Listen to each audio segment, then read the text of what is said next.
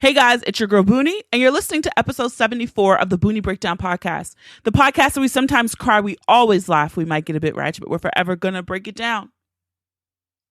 This week, my guest is Keyaira Boone. That's right, cousin Boone. But Keyaira is a freelance writer and a self-proclaimed new book smell enthusiast, okay?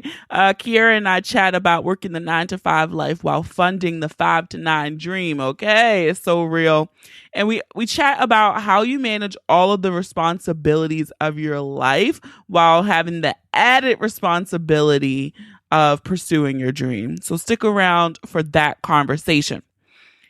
I also want to thank you guys for allowing me to take a day. This episode is being released late because I just didn't feel like editing. I didn't feel like doing anything. And so I didn't. And so now I'm playing catch up. And I'm releasing this episode about a day late. So thank you guys. I know some of you have a very strict podcast schedule. I know I do when I listen. So Mondays are your Boonie Breakdown days, but this week it will be Tuesday. And so thank you for allowing me to have that time. Let's get right into Boonie's pick of the week. First of all, I cannot believe that Insecure only has one episode left. I'm not doing really any spoilers, I don't think, but if you want to skip ahead a few minutes, you can go ahead and skip to housekeeping if you like. But I have to say my pick of the week is my motherfucking twin spirit on television, Kelly from Insecure. She's the best fucking character on the show, hands down. Nothing she does annoys me. It doesn't piss me off. Issa is fucking awkward and dumb. Molly is just like fingernails on a chalkboard to me. Like she's just fucking so the epitome of self-sabotage, right? Is Molly. But and Tiffany is just too much for me. But Kelly is amazing. I love her because I see myself in her, and she's had some of the best one-liners this whole season, right? And so I know everyone is complaining like they need to make the Insecure episodes longer, but if you are an HBO show fan, you know that's never going to happen. HBO has a 30 minutes formula for comedies. What I will say I would like to happen, because I know it's happened with some of their other comedies like Veep and Curb, where the series got more episodes per season. So I would love to see Insecure possibly go to a 10 to 13 episode season versus this 8 episodes we have now. But Kelly has been the fucking winner this year. The one episode when they did Beyonce a bust and she was like, we gonna do some pills. Yes. Like she's just had so many great one-liners. Don't look a gift dick in the eyes or whatever she was saying. Like I just love Kelly. She's the only one who just does not piss me off. And then a close second to Kelly is Chad. Like they provide the laughter, and this is a spoiler, so you can skip ahead 15-30 seconds.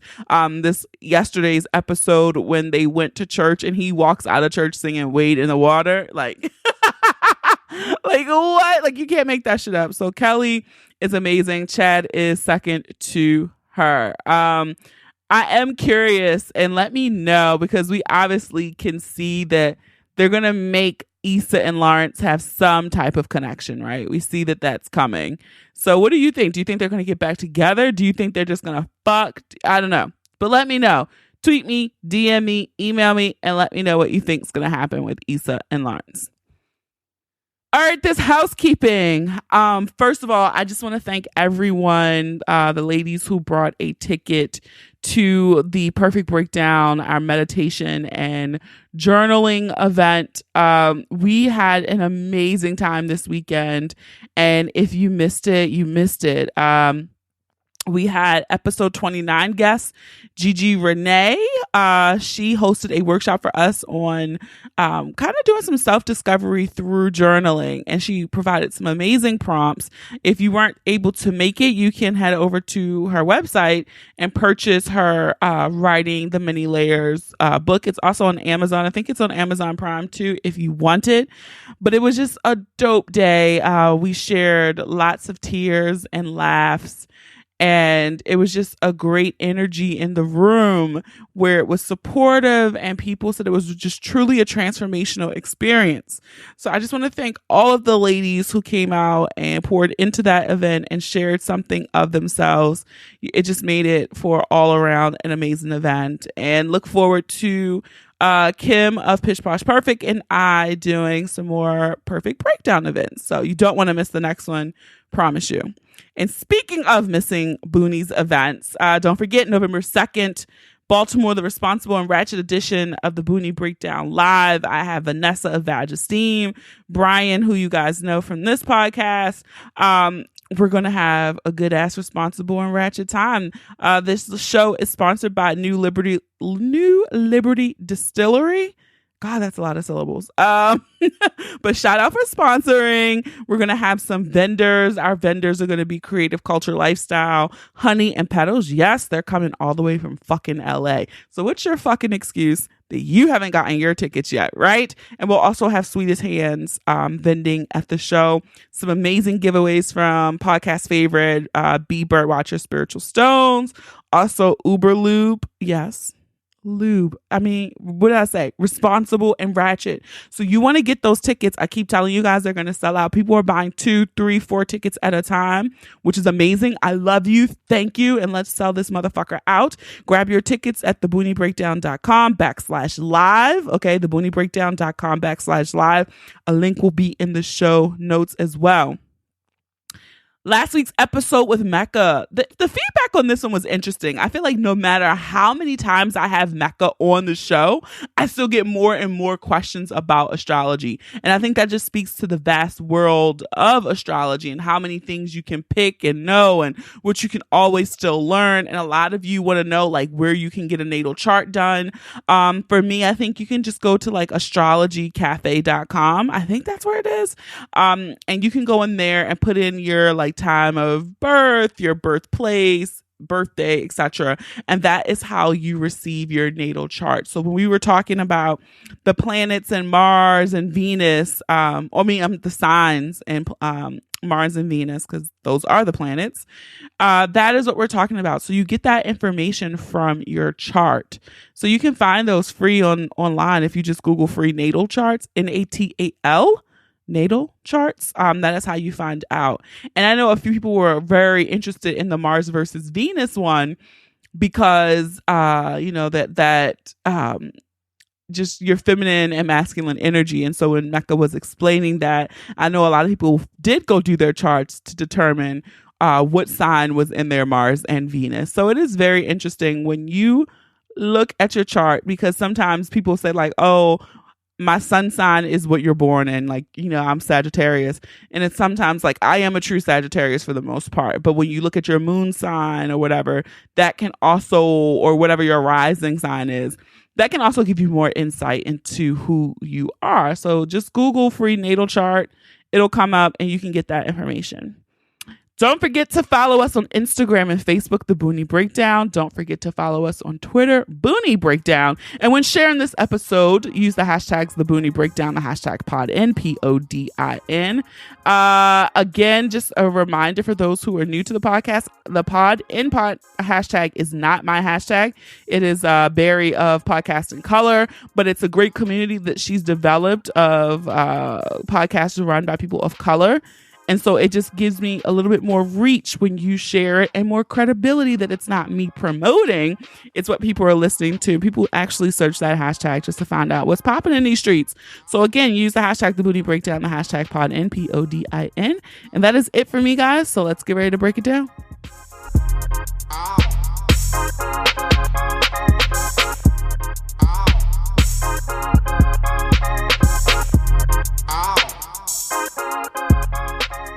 Alright guys, it's your girl Boonie, and I am here with my cousin. We play cousins, y'all. Keyaira Boone, welcome. Thank you for having me. I'm so excited. We finally can do it. Cousin. We've been trying to do this podcast for a while, guys, and one huge internet company won't let me be great, but we won't be stopped. We're finally recording and I'm excited. Sure won't. But You better call them and get a credit. I always keep track. When it's an outage, whatever, I need something. I don't care if it's Like 35 cents. Take it off the bill. yeah, please, because the bill is too damn high. Okay.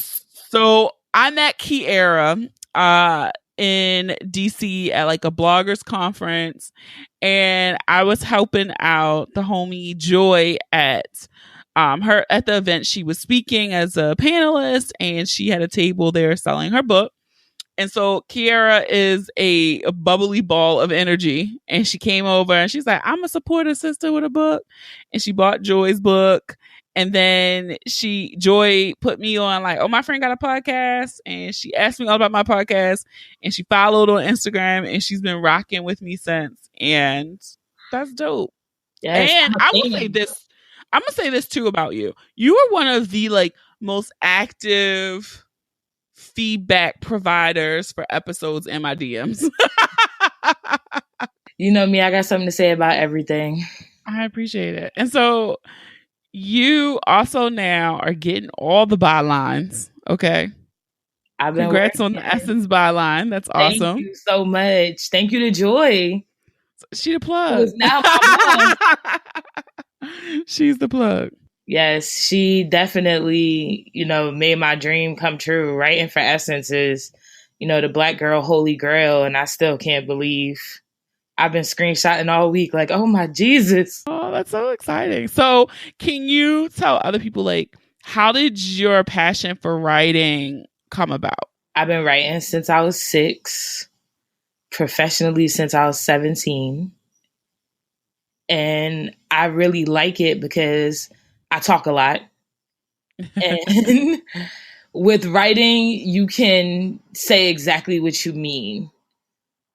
I mean, we're all human, so there's all going to be times where we like can't articulate and we can't get like completely specific. But with writing, you can get as close as possible to saying what you're trying to say and that, like conveying what you want to say and describing things. Like I'm a super verbal person and not as much visual. So I'm always comparing things to other things, and being able to put that down in words means everything to me. I love it. So what has been like your favorite publication outside of Essence that you have received a byline in? I would say Love Brown Sugar, because they were one of the first to give me a chance. Especially, I'm 28, so your average intern is a college freshman. And I actually didn't start interning until I had graduated college, because I couldn't. I had 2 jobs all through college. I have 4 jobs now.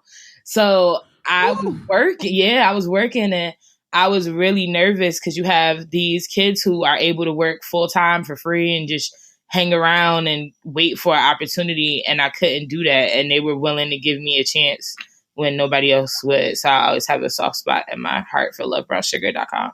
And what age were you said you were doing the internship like full time? Like I wasn't doing the internship full time. I was never able to do an internship full time. Gotcha. Because I always worked. I always had other priorities. And people always say like, oh, well, you can do an internship full time and go to school full time and work full time. It's like, you can't be in 2 places at once. So for me, I had to wait until school was over so that all the time that I was spending in school, I could put towards an internship. So the second that I graduated, I was 23 when I graduated. So she gave me an opportunity literally right after I graduated in December. She needed Fashion Week interns in February. And I just started for Fashion Week and I never left. So now you're juggling 4 jobs. Yes. So how is that? Like, how are you maintaining and sustaining, your daily needs while also like chasing the dream of being like a full-time writer? Calendar. Say that again. Making sweet love to Google Calendar. So are you definitely have gone digital? You don't you don't have like a paper calendar? No. The way that I like writing is a job for me now. So the way that I still enjoy, or when I'm writing for fun, or I'm trying to work out an idea that I'm not publishing, I do that on pen and paper. But I type everything in my phone. I use Google Calendar and I use Wunderlist, which is my favorite to-do list app to Oh break my, all I my ain't heard of to-do lists that. into subcategories. Oh, it's amazing. Like you can have a to-do list, like in your case, you can have one for work, you can have one for the podcast, you can have one for personal and family obligations, and then you can have one for whatever else you need. So Look, I have I'm one writing that one down.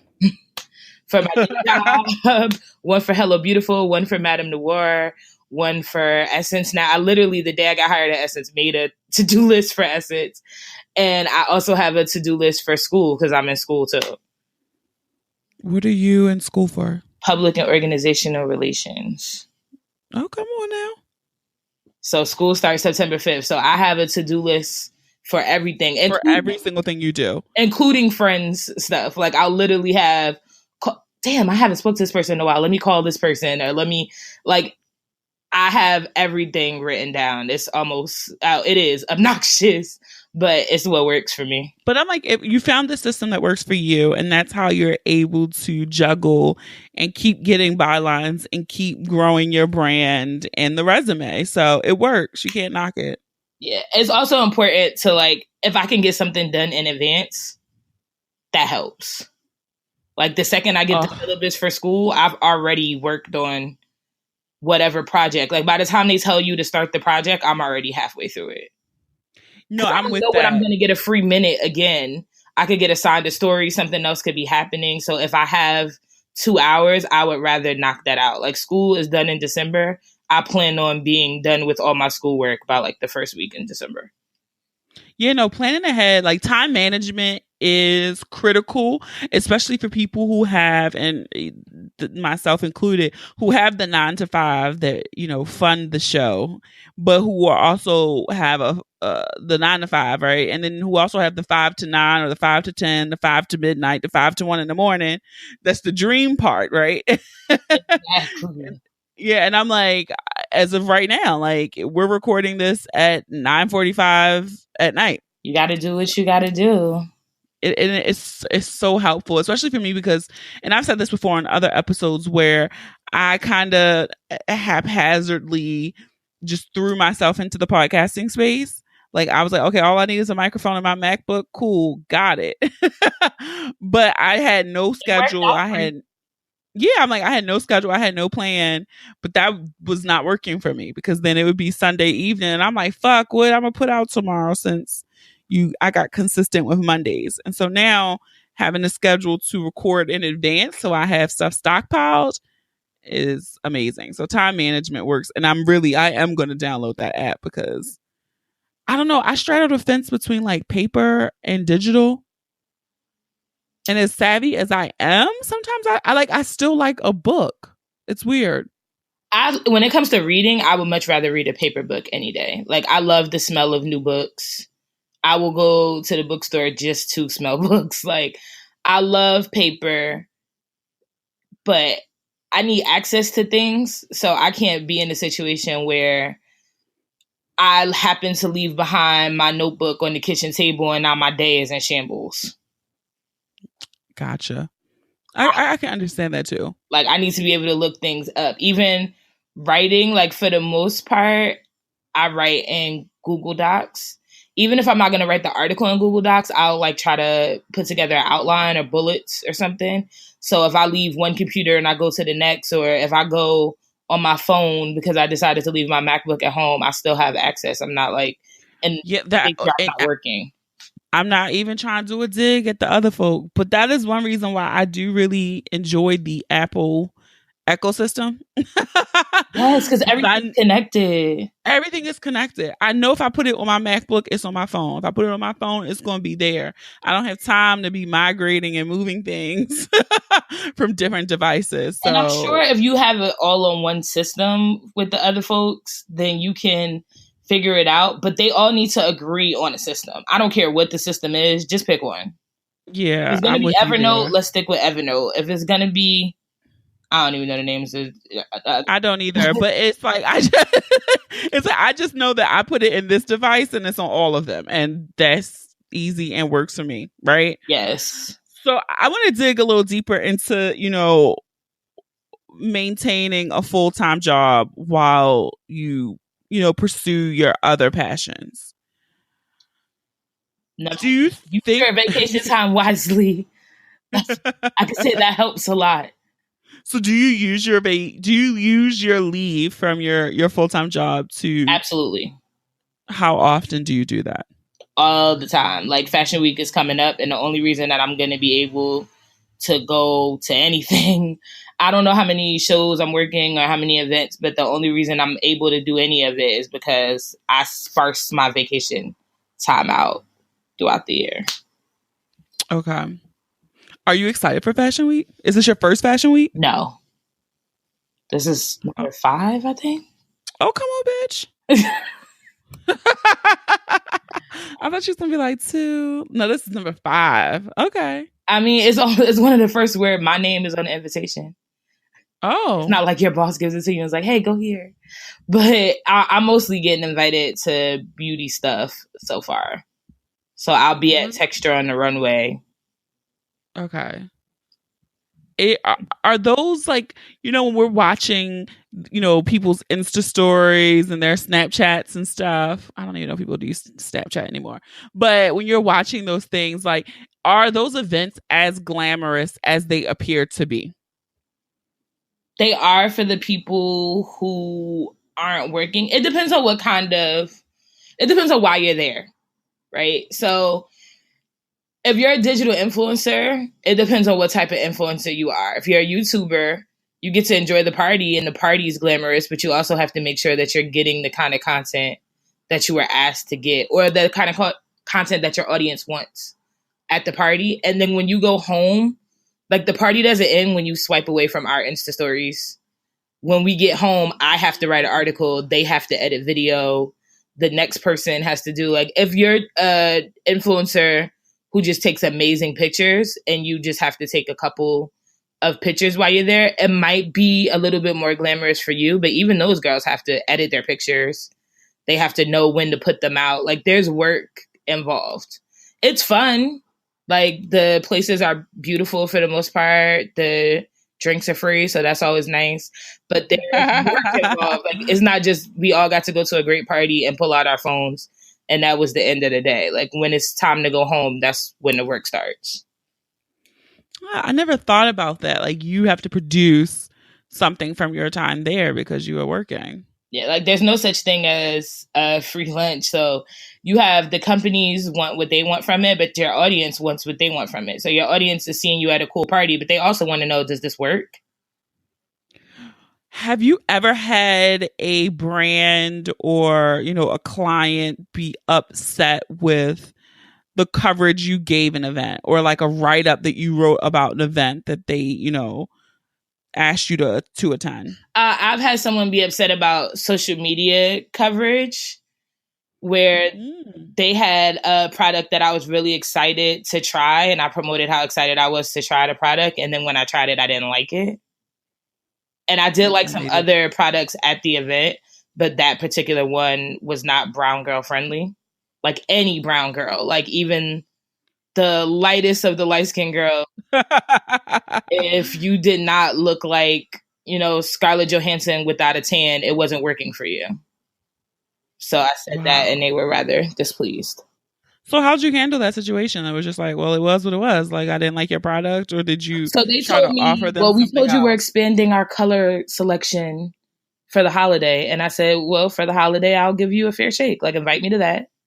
And I'll say what I have to say about it. But the brand didn't hire me to come to the event. My publication did. Like, that's just where they were displaying the products. And it was my job to go and evaluate what I thought of the products. And if the product goes on my face and I immediately start to look like, Cruella DeVille, that ain't good. Not Cruella. That's what I looked like.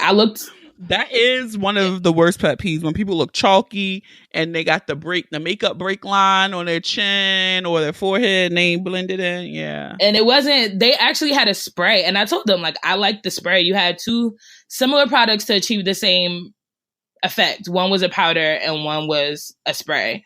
And the spray was excellent, but the powder just, it was a little scary. So like, what do you think about, like, we're gonna shake it up a little second real here. This is a total tangent. But like, what do you think about the makeup industry kind of playing like, or beauty world playing catch up after Fenty came out with their 40 shades? I've noticed a ton of brands now have been pushing, we have 30, we have 40 shades too. Do you think they had those planned in advance, or they were being reactive to Fenty? I think a lot of the brands were being reactive to Fenty in the way, one, it takes a really long time to formulate makeup. So a lot of these things were planned in advance. And many brands did have a color selection, but that doesn't mean that everyone knew that they had it. So you had brands that went and said, we've always had 40 shades. Well, you weren't marketing to Black women, so how were they to know that? If you're only taking out ads in magazines that feature women that don't look like Black women and have nothing of value to say to them because they're not interested in reaching them, they're not doing market research with them, they're not connecting with them at all, you can't shade Fenty. You should really be shading yourself because you could have been making this money all along. Yeah. They don't. It just seemed like after that, it was like an explosion. Yeah. Their marketing strategies, I would say, were more of a catch up than the actual products. Than the products. Like now it was like, oh, I guess we should talk to Black girls. Like, I guess they have money. Yeah, I'm just really shocked that people really don't expect, one, Black people and brown people to spend money, right? And then two, the same thing with fat girls is like, oh, they'll buy, like they're gonna buy clothes. I think those are the two, like, for being a Black fat woman, I guess it's like those are the two big gaps I see. It's like how people market their products. With the fat girl thing, it really bothers me because one of the articles that I have written, I did write when I was in undergrad, even though I couldn't intern. We had hercampus.com. I don't know if you ever heard of that. I heard of it, yeah. So like we had Her Campus, and I did do Her Campus at my school because it's something that I could do while I was physically on campus in school. And I remember writing about a brand who I won't name because they've got their stuff together in recent years. But I said, no one cares if you have extended like sizes if the sizes look like they're exclusively for 50-year-old women. Yeah. That's not helpful to me. At the time, I was a girl in my early 20s. And I wasn't yet at my auntie chic phase. And like, so I was really upset that whenever, as I got larger, I've always been a large woman. I'm not, so I forget what blogger it is, but one of the bloggers calls it a new fat. Somebody that's like been skinny all their life and now they fat. They have life to our eyes. I am not a new fat either. I'm an old fat. Like, I've been on this fat game. I cried in the children's place when I couldn't fit the khaki. Like, I've been around, and it just bugs me out that everybody would make these clothes for these old women. Like, there were no fat girls under the age of 50. Yeah, I will say, I will credit the one space where I will say social media influencers really changed the game was the fat girl clothing world. The Chastities, the Gabby Freshes, the Nicolettes. I really do feel like they really did influence some of these brands to say, no, this is how you should do it.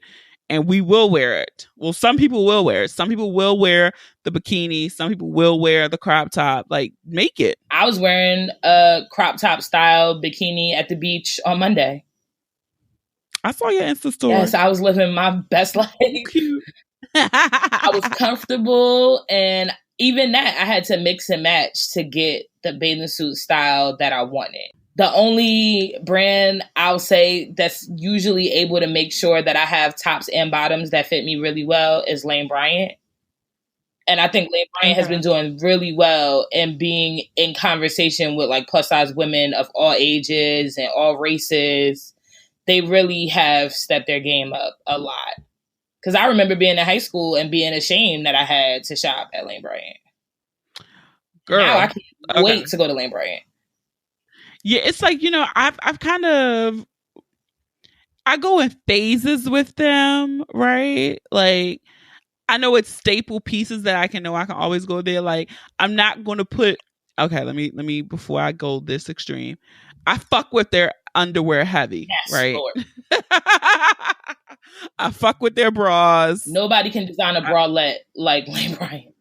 Yeah, so I'm like that. They have the game on lock. Like it's not even a question. But everything else, I'm cycle out with them. But that's just me with a lot of different things. But Cacique, I'm gonna fuck with the panties and the bras forever and ever and ever and ever. I really love Livy Active. That is actually a great line as well. I do have a few of their pieces too. Skinny girls will come up to me in yoga and ask me where I got my pants, and I delight in telling them that you can't fit them. They don't make them. I'm sorry, boo. Like this is that exclusive shit, boo. Yes. So okay, we digress. But when you're a Jersey girl, yes, born and raised in Newark, right? I grew up in Newark and Irvington. I always say I spent the equal amount of time in both, so I try to claim both. Because people who grew up in Irvington is right next to Newark, so they're from Newark because it's easier. But I lived in both. You have of the blog the C letter. Yes. Why did you create that space? Because I know it has a connection to Jersey, so I kind of want people to understand why did you push that. The C letter is everything culture, civics, and chic through the eyes of a Jersey girl. Okay. I felt like we were getting left out of the blogging space. I was seeing a lot of bloggers who are from Newark writing that they were from New York on Instagram because it was easier than like explaining where they lived. And when you look at the larger conversation around New Jersey on a national scale, when you think Jersey girl, you don't think Black girl. A lot of people. This is true. I think Snooki. Yes, and she's not even from. Even that. Even if Snooki was from like Jersey, born and raised, had never spent a day anywhere else in her life, you watch Jersey Shore and there's no Black people. And yeah, I spent my prom weekend at the Jersey Shore. I went to high school in Union, New Jersey, at a high school that had a lot of white people there. So when they were fist pumping, we were fist pumping right next to them. But somehow it X'd out of that narrative, and it just bugged me. And the more time I spent in New York, I think the more I appreciated Jersey, because people would go, "Oh, you're mad cool. Like, I didn't know you were from Jersey. Like, I'm surprised." And what does that mean? Like, you don't know what it's like here because you never come here. And they go, "Oh, well, that's really far." Well, you're as far from me as I am from you. And when it comes to New York, when it comes to like Fashion Week or something, I can get from my house. I don't live on the edge of New York. I live like more far out into suburban New Jersey, but I can still get from my house to like certain places in New York before somebody in Brooklyn can. Like, we're right there. Yeah, no, I mean, it makes sense. And like, I think it's kind of a similar space here, like, even though I'm not a blogger, but it's the same thing with the Baltimore gets overshadowed by DC, right? Because it's the bigger city. So I understand. I just think the nuance in it. Like SZA's album, SZA went to Columbia High School, and Columbia is a high school that people who from South Orange and Maplewood, New Jersey go to. When she came out, I was like, oh my, I know this girl. Like, I know what girls from Maplewood are like. It's such a super specific thing that never gets talked about because it's just easier to say that we're all from Newark, or it's easier to say that like this is what the Jersey Shore is, but there's nuance in everything. Everyone's experience is valid, and I just wanted to show a little bit more of it. Well, I think you are doing a great job with that. Thank you. I do, because I enjoy your writing style. And it's cute. That means a lot to me. Oh, do you have plans? Okay, we're going to talk about dreams. Do you have plans to like write a book? One day I would like. Do you want to be an author? I want to be an author, and I really want to be a ghostwriter. It's coin in ghostwriting. There is coin in ghostwriting, and everybody is a part of somebody else's story, right? So it's really interesting to see how people recount the same events and get to a version of the truth of it. Yes. Because you read, I don't know if you heard, Gucci Mane's kid's mother is like filing for an increase in child support. because of that wedding that they did on BT. The reason I'm thinking about that is because I'm legit sitting in my living room right now staring at the autobiography of Gucci Mane. It's on top of my bookcase. I heard that was a good read. So good. I would recommend that for sure. It was really good.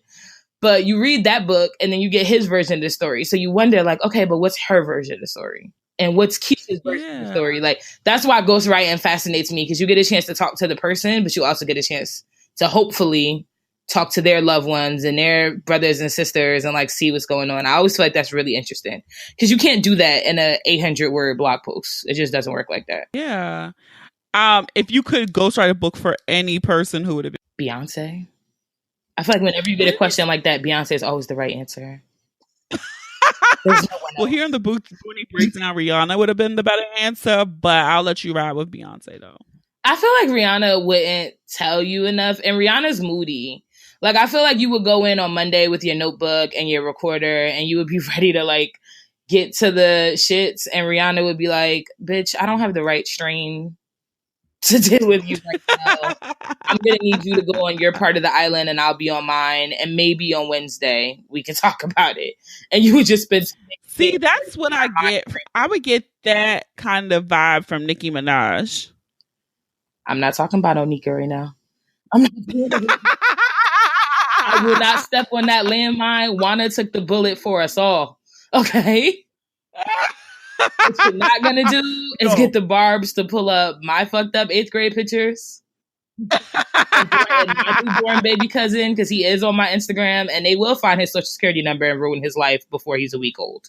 Yo, I think the Barbs are like the worst fan base. Those little like, girls, and they're vicious. Because it seems like that's all it is little girls. Well, I mean, clearly based off that MTV performance. They are savage, like, and I want no parts. I defer to the violence of the Barbs. And I will say that you guys have very, very effectively scared me from talking about Onika. I will say that when I was fist pumping at the Jersey Shore, Onika was a large part of that. Okay. At 06, we bumped Itty Bitty Piggy like it was going out of style. And let me just say this from the Queen radio show, which I just thought was going to be a promo thing for the day of the album. I didn't know it was going to be like a continuous thing. But anyway, that clip of her talking about, you think Harriet Tubman was rocking around in shiny fucking dresses with a crown on her head? Yo, somebody put that sound bite to the clip of Peppa the Pig hanging up on Sandy, which is like one of my favorite clips on the internet.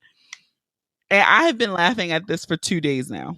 I will tell you that I also enjoyed the pickle juice speech.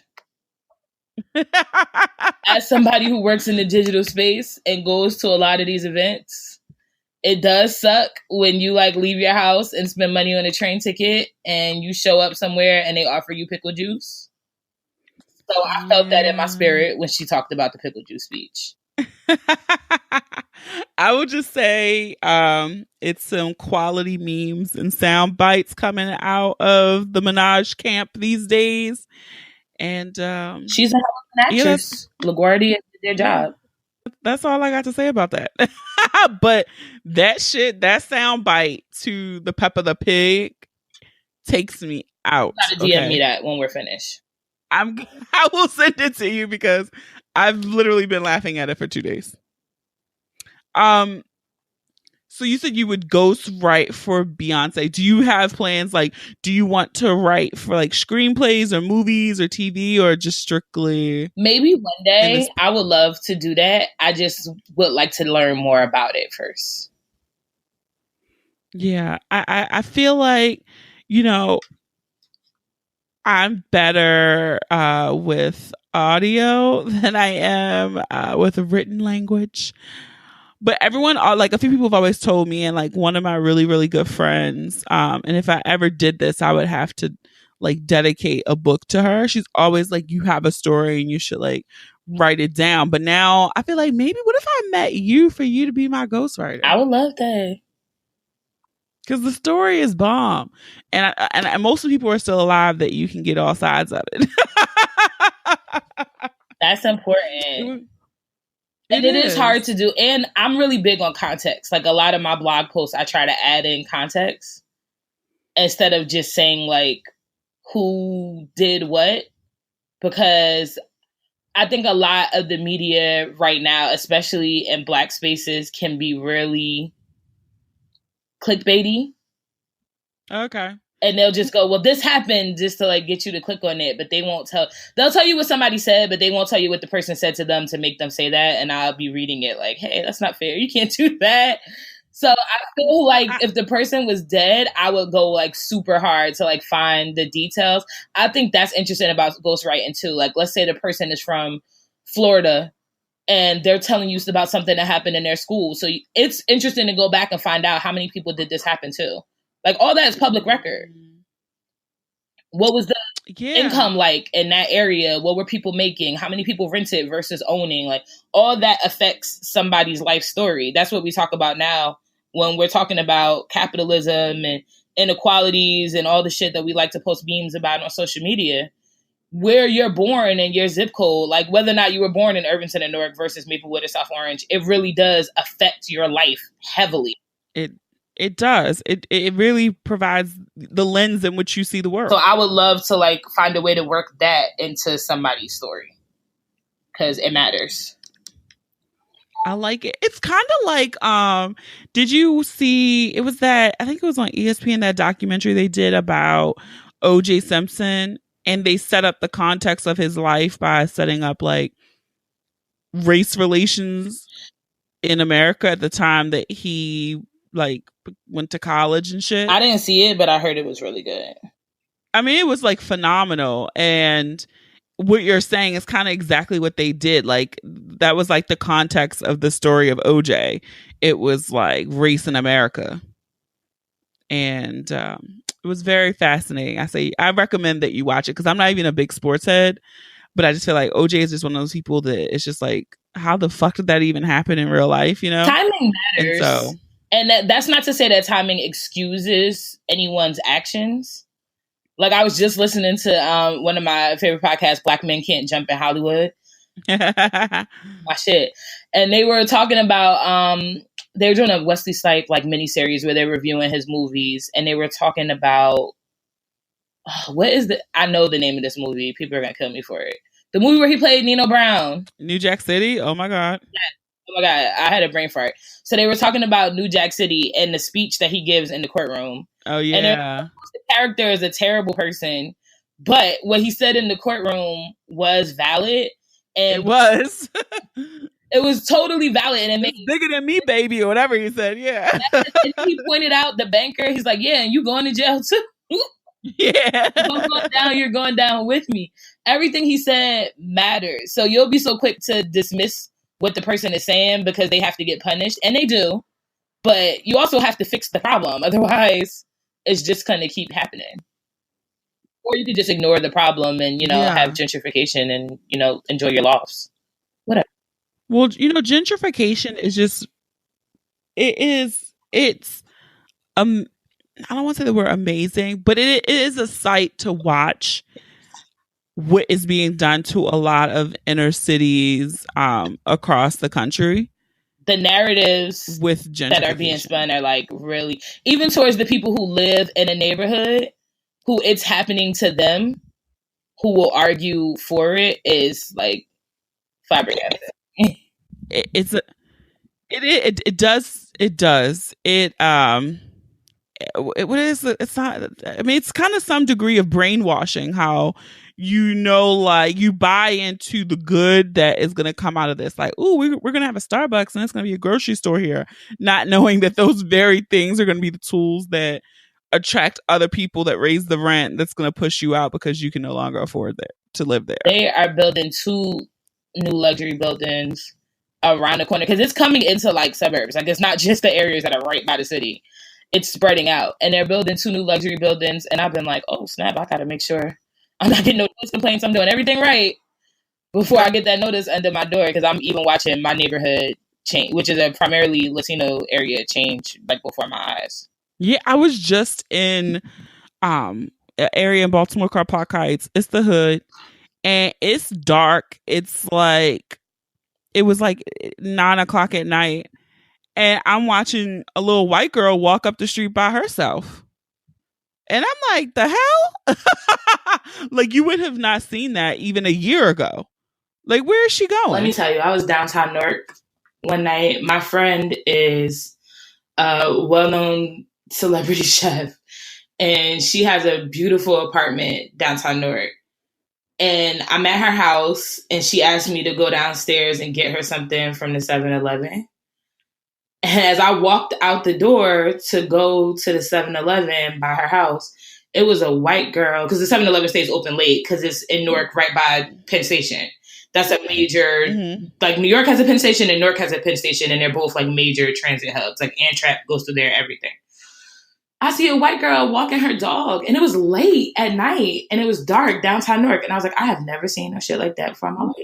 Let me tell you, whenever you see a white girl, a white woman by herself walking a dog, your neighborhood is done. And she felt so safe. I was like, God. Yeah, your neighborhood is done. I was like, oh, yeah, apartment. Like, I knew her apartment was nice because the apartment is like some Better Homes and Garden shit. Like, it's gorgeous. But I just didn't know that that's what her neighbors was doing. I was like, oh, this what we doing now? Like, I couldn't believe it. Yeah. Oh my God. Yeah. I saw that recently. Seeing that, literally, that was last night. I was like, wow, white people are walking in Park Heights by themselves at night. And that's the first telltale sign that that neighborhood is gone. The way that people spend, like, now just to get to like the original point of like everybody being a part of it, like somebody else's story. Like, I was even talking to my uncle, and it's happening in his neighborhood, and he was like, well, what do you expect? Like, people don't do this and people don't do that. And I'm thinking, like, I get it, but if these people have jobs where the job is paying them $12 an hour and your rent is $1,200 a month, when were you supposed to take off to go to that community meeting? Like, I'm blessed that I even have vacation time to be able to pursue side hustles and do other jobs and things like that. Some people can only work every day. Like, people can't even afford to get sick, take a day off. Otherwise, your lights get shut off if you take a day off. So when are you supposed to go downtown to go to a community to advocate for yourself? Yeah. And Lord knows they don't have the meetings at times that work for everybody. They're always at 2:30 p.m. It's 2:30 on a Tuesday, and we're going to figure some shit out. And if you don't like it, you can write a letter. But the people that are asking to write a letter are the people who came up in the school systems that were defunded, that have, like, if they're lucky, at 8th grade reading level when they graduate high school. And you want them to be able to, like, properly defend themselves against people with armies of lawyers. Like, that's just not going to happen. Yeah, it's such a vicious cycle, and some of it is a good amount of it is done by design, just like how you just explained that whole cycle. It's all done by design. So that's just my point. It all matters. Like, Nino's an asshole, and he deserves to go to jail or get shot by he got shot by the old man. Like, he deserved. He had it coming, but the context also matters when you tell those stories, and that's what they were saying on the podcast. So should I do a book about the next Nino Brown? I'm putting the good, bad, and the ugly in. Oh my God, that would be kind of hot. And then you could option it for a movie and shit. God willing. Come on, I'm ready. I'm going to tell you like I told Joy, and I tell Joy this all the time. All I need is an invite to the movie premiere when the book gets optioned. Get optioned. It needs to be, like, it's good. Like, and I'm not just saying that because I know her now. When I was coming home, the day that I met you guys, when I was coming home, because I went back home, because I'm going to tell y'all, freelancers make nothing. I ain't had no hotel money. I hopped right back on that boat bus and came back home. I was like, I didn't want to get off the bus. Like, I DM'd her and told her, I don't want to get off the bus because I don't want to put this book down. It's that. Oh, you know, it was a good read. But I totally told her, and I think it will get optioned at some point. And I just need to be on the red carpet for the movie premiere. Job as a production assistant. Like, can I get Issa Rae a soda? I know that's right. I Or know that's right. whatever she So drinks. you say whatever she drinks. So this is the part of the interview where we do the breakdown. So I'm just going to shoot out one word and you say the first thing that comes to mind. Okay. The first word is beauty. Awesome. But in like the old biblical sense of the word. Swag bags. Perk. Natural hair. Marvelous. Newark. Home. Reality TV. Junk food. And freelancing. Grind. One. Writing. Freedom. Well, Keyaira, Cousin Boone, thank you for coming on the Boonie Breakdown. I would like for you to share and tell everyone where they can follow your writings across the interwebs, where they can follow you on social media too. You can follow me on social media at Pinned by Keyaira, because people do cool stuff and I'm grateful to have the opportunity to write it down. It's PENNEDBYKEYAIRA. You can follow my website, theseedaughter.com. I write for Hello Beautiful, Madame Noir, and now Essence.com. Thank you, Joy.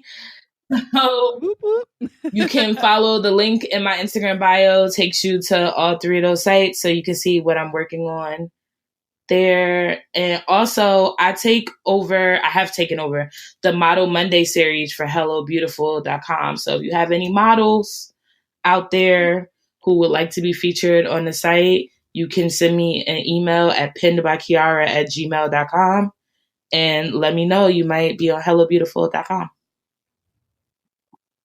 Well, there you go. You got a plug. And no, y'all can't reach out to Joy, but y'all can go buy her book. Yes, please buy The Engagement Game, because if you have some fuckboy problems in your life, it will solve them. Well, there you go. You couldn't get it much better endorsement than that. Be sure to follow Keyaira on social media, read her articles around the interwebs, comment on them, retweet them, like them, share them, text them to a friend. Yeah. And I think that's all you can do. So again, thank you so much for coming on the podcast. Thank you. Can I say homestay? Oh, come on. I'm not a fan. Come on, say it. Homestay. You guys see the whole thing. The ratchet in me honors the ratchet in you. Homestay. Homestay. Thanks, girl. Thanks again to Keyaira for stopping by the podcast. It was nice to have Cousin Boone come on and share all about her accomplishments and dreams and how she wants to be a ghostwriter. Also, again, shout out to the plug Joy, because her name was mentioned so much on this episode. But be sure to follow Keyaira and click on all her bylines when you see them around the internet so she can keep being booked and busy, okay? And if you enjoyed this episode, I encourage you to listen and subscribe to the podcast on Apple Podcasts, Spotify, SoundCloud, Stitcher, and Google Podcasts, or any app that you listen to your podcast on. Don't forget to leave a review too. You might just hear your review on the next episode. Follow us on social media. Share the episode with those you love, those you don't love, those you fucking hate. I don't make those pretty images for nothing. Have a dope ass week. Thank you for listening. And remember, the ratchet in me always honors the ratchet in you. Until next time.